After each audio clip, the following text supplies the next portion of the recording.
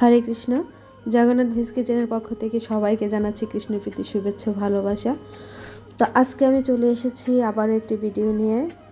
তো যেহেতু এখন ফুলকপির সিজন চলছে, তাই নিয়ে এসেছি ফুলকপির বিরিয়ানি।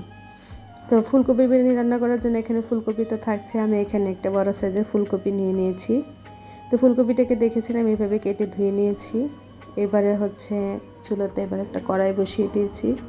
কড়াইতে দিয়ে দিয়েছি সামান্য পরিমাণ তেল, আর তেলের পর এখানে তেলটা হয়ে এলে এবার হচ্ছে এখানে আমি ফুলকপিগুলো দিয়ে দিচ্ছি। দিয়ে এবার হচ্ছে একটু লবণ দিয়ে দিয়েছি। যেহেতু এটা বিরিয়ানি টাইপের হবে, তাই এখানে আমি কোনো হলুদ ব্যবহার করছি না। এবার এটাকে হচ্ছে আমি একটু সুন্দর করে নেড়ে চেড়ে একটু লাল লাল করে ভেজে নিব। জাস্ট হালকা ব্রাউন হবে, ভাজাটা অত বেশি লাগবে না। তো এইদিকে হচ্ছে এটা ভাজা হতে হতে আমি দেখুন এখানে বিরিয়ানির জন্য আমি এখানে কি মশলাগুলো নিয়েছি। এখানে নিয়েছি আমি বড় সাইজের একটা টমেটো, আর নিয়েছি এখানে হচ্ছে অর্ধেকটা পরিমাণ জায়ফল, শাহি জিরা, তারপর হচ্ছে কাজু বাদাম, আদা, গোলমরিচ, জয়িত্রী, আর হচ্ছে গোটা কাঁচামরিচ।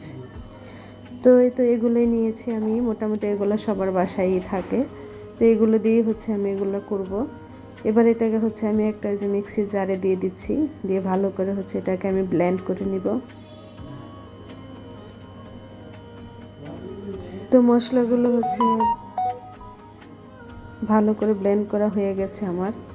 তো আমি এখানে একটা বাটিতে এটা নিয়ে নিচ্ছি। মশলাটা হয়ে গেলে পরে এখানে হচ্ছে আমি আরও কিছু জিনিস অ্যাড করব। দিয়ে দিচ্ছি এখানে স্বাদ মতো লবণ, হাফ চামচ পরিমাণ চিনি, একটু দিয়েছি ধনে গুঁড়ো, আর সামান্য একটু হিং।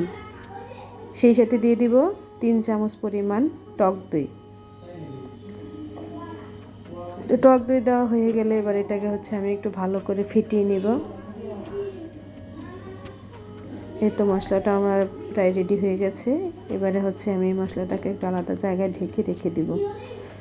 তো এদিকে দেখুন আমার ফুলকপিটা প্রায় হাফ ব্রাউন হয়ে এসেছে। এবার এটাতে হচ্ছে আমি আগে থেকে একটু সিদ্ধ করে আলু ছুলে রেখেছিলাম। তো এখানে আমি প্রায় 10-12টার মতো ছোটো ছোটো আলু দিয়েছি, দিলে হয় মানে ভালো লাগে আরও একটু। তো এই তো এগুলো আমার ভাজা হয়ে গেছে, দেখুন আমি এরকম করে ব্রাউন করে নিয়েছি। এবার আমি পরবর্তী প্রসেসিংয়ে চলে যাব। এখানে দেখুন আমি কড়াই বসিয়ে দিয়েছি, কড়াইতে দিয়ে দিয়েছি তেল। সেই সাথে তেলের মধ্যে আমি ফোড়ন দিচ্ছি গোটা দারচিনি, এলাচ, আর হচ্ছে লবঙ্গ। সেই সাথে দিয়ে দিয়েছি 2-3টা তেজপাতা। তো এটাকে একটু ভালো করে নেড়ে চেড়ে নিব। আর এটা ফোড়নটা হয়ে এলে এখানে আমি আগে থেকে যে মশলাটা রেডি করে রেখেছিলাম, সেই মশলাটা এখানে আমি অ্যাড করে দিব।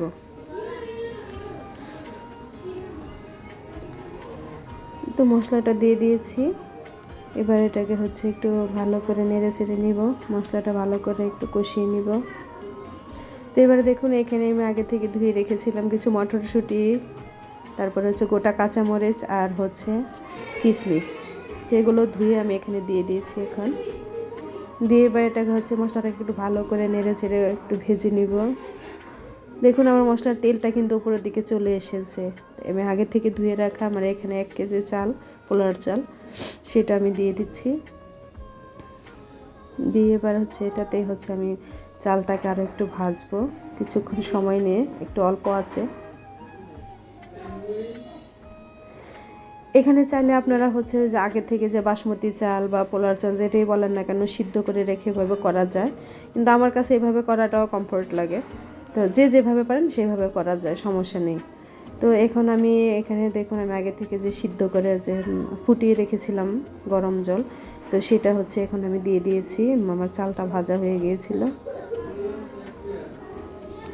ভাজা হয়ে জল দেওয়া হয়ে গেছে। এখন আমি হচ্ছে এটাকে একটু 5 মিনিটের মতো ঢাকা দিয়ে রেখেছি। তো ঢাকা দেওয়ার পরে দেখুন জলটা যখন পুরোপুরি বলক চলে এসেছে, তখনই হচ্ছে আমার আগে থেকে যে ভেজে রাখা ফুলকপি আলুটা, সেটা এখন আমি দিয়ে দিচ্ছি। দিয়ে আবার একটু নাড়াচাড়া করছি। এবার আবার একটু নাড়াচাড়া করে এবার হচ্ছে এখানে আমি এটাকে ঢাকা দিয়ে রাখবো আরও 7 থেকে 8 মিনিটের মতো। তো এইখানে আমি আরেকটা জিনিস, যেহেতু আমি বিরিয়ানি করছি, তো বিরিয়ানির একটা পারফেক্ট ফ্লেভারের জন্য আমি এখানে নিয়েছি 1 চামচ পরিমাণ গোলাপ জল, আর নিয়েছি 1 চামচ পরিমাণ কেওড়া জল।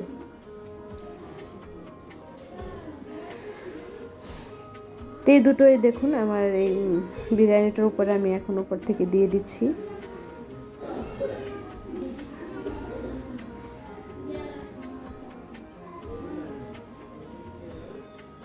এটা আপনারা চাইলে স্কিপ করতে পারেন। তো আমি যেহেতু একটা বিরিয়ানির পারফেক্ট ফ্লেভারের জন্য আমি হচ্ছে এটাকে দেওয়া।